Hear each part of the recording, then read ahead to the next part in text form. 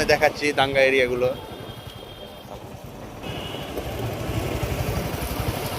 এই যে দেখছেন সবাই কত অসুবিধাতে, এই যে মানুষ সব রাস্তায় বসে আছে, সব দুপুর থেকে বসে আছে, এরকম এত রোদ ছিল তখন থেকে বসে আছে। সবাই একটাই কথা, সবার যারা পথ অবরোধকারীদের একটাই কথা, আগে ভোটার তারপরে ভোট।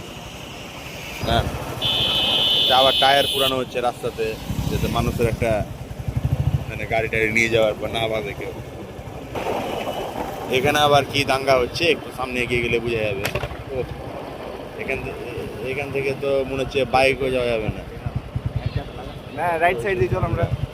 আমাদের কি আছে, আমরা তো বাইক এদিক ওদিক দিয়ে বেরিয়ে যাবো। হ্যাঁ, এখানে তো প্রচুর বাস দাঁড়িয়ে আছে।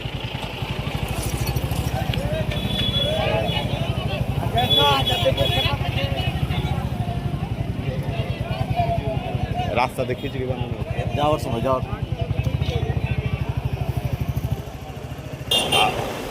আবার এখান থেকে মানুষজন বসে আছে, এখানেও রাস্তার মধ্যে বাইক লাগিয়ে মানুষ চা খাচ্ছে, বসে আছে, গল্প করছে, বাস দিয়ে ঘেরা। রাইট সাইড দিয়ে চল। ও শুধু বাইকে যেতে পারবে এরকম করা আছে।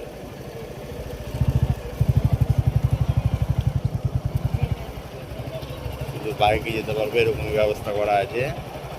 অথচ ভিতরে রাস্তাগুলো খোলা আছে, কিন্তু মেন রোড বন্ধ। NH-34 পুরোই অফ। ইউজ করো ভাই। আবার শুরু করে দিলাম আমরা।